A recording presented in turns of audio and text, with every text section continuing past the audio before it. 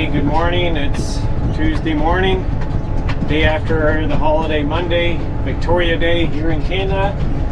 And last night I cut about 20 acres of hay. And now we're going to go and cut probably another 15 acres. So this has been an amazing cut so far.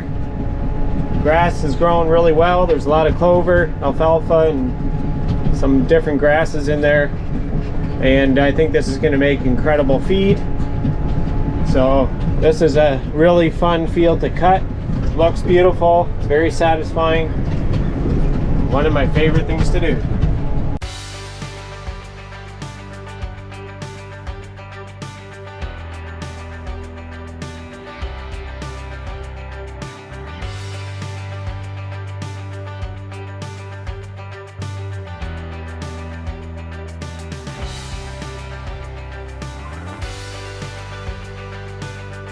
It's Wednesday evening, just doing a bit of a night check here. It's about 11:30 because I noticed on one of my cameras, I was just about to head to bed, and I noticed that someone else was lambing.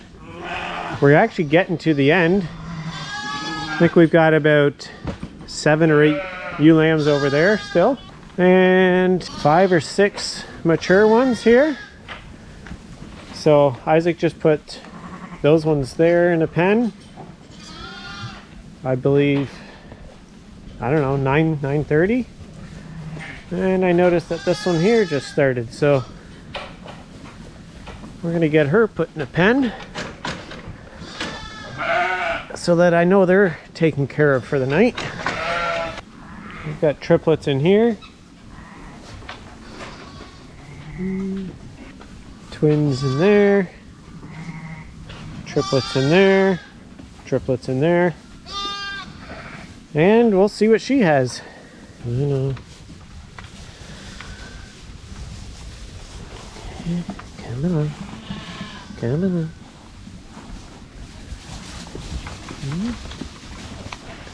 Come on. Good mama. Okay.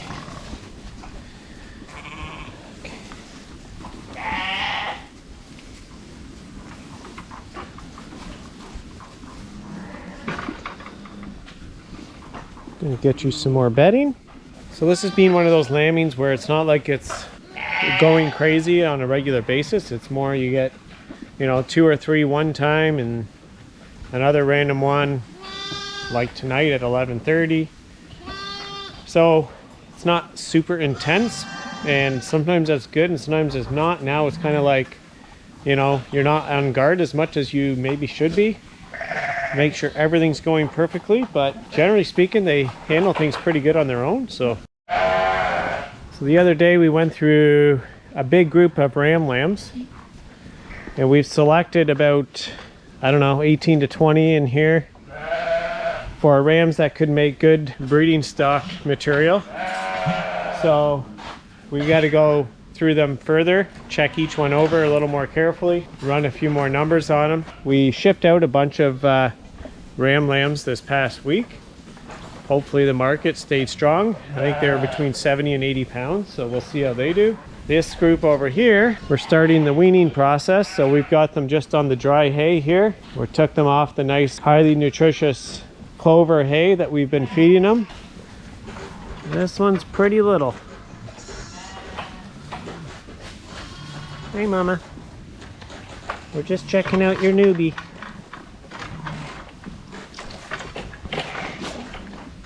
Yeah, it's already searching, knows exactly what to do.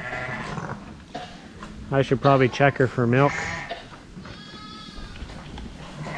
I'm sure you got more in there. There's no way you just had one small lamb like that in there.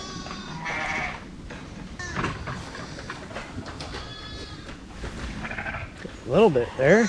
You're crazy, man. So it's just something I always want to do real quick. Anytime anyone lambs, is just do a quick check, make sure both sides of the udder are working. It's essential for these ewes to be productive, for both sides to be working. I mean, they're not cows where they have 4 nipples and, you know, They were missing one. You wouldn't think that's such a big deal, right? One goes out of commission, cuts her down to half. Can't be having that. Anyways, I'm heading to bed. So we're out in the field baling here. Isaac's just taken over from me. And it's been working pretty good. We've got one load ready to go, so I'm going to take that home and we're going to start wrapping it. And he's just got, I don't know, maybe 5 bales worth left here to wrap. So this is what the hay's looking like. We're yielding really well. We've got a mixture of grasses and legumes in here. And it's running at just under 40% moisture, which is plenty dry for baleage. But I find the really wet stuff's not real nice to feed either, so we're trying to get it on the drier end of the scale. Usually you like to target between 40 and 60%. So we're just under 40. So I have a feeling it's still going to ferment fine. It's just a matter of time, I guess, for it to go through that process. So we'll see how this stuff looks when we unwrap it compared to the stuff we baled yesterday. We did that side of the ditch. There's about 20 acres there. So we did about 95 bales. And that was much wetter. Most of it was just over 60%. So it's on the wet side. So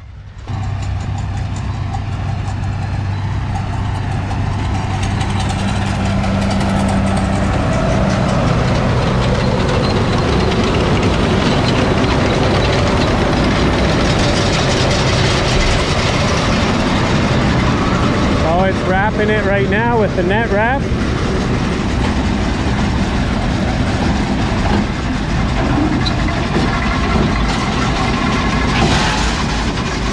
There she is.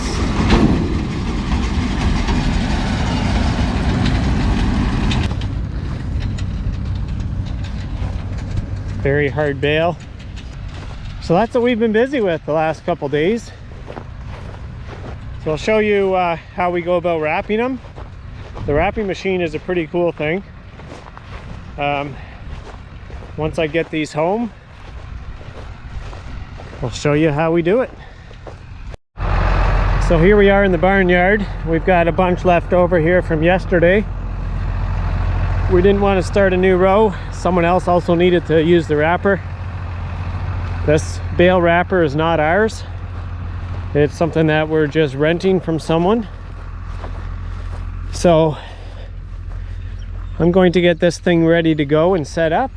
I got to move it back there, so wherever we want to start the row, and we'll start loading it.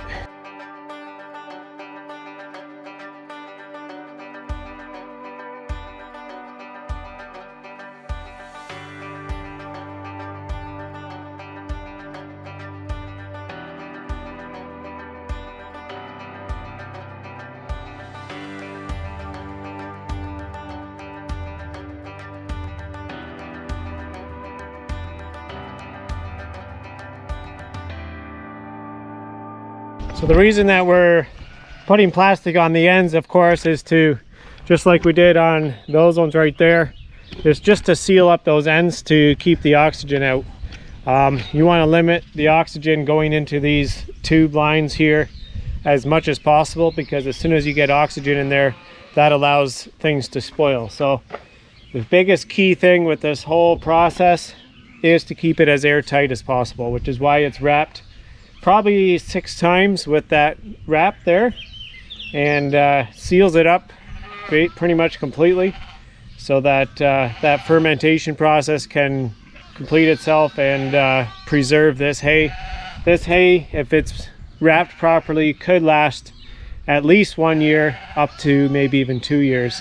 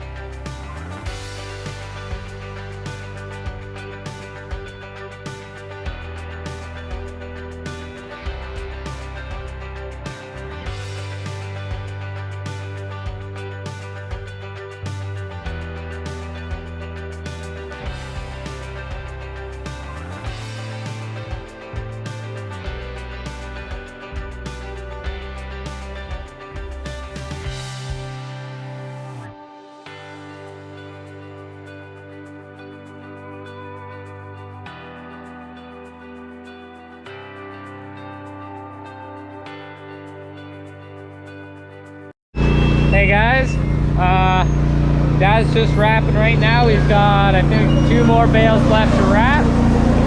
And then I'm gonna head out, get the rest of those bales. And Dad's gonna figure out what went wrong on the baler. Because I was baling along on this really thick stuff. All of a sudden I hear a clicking noise on the PTO, and now the PTO don't go. So he's gonna see what he can figure out on that, and then we'll get those bales that I bring in wrapped, and we'll be done.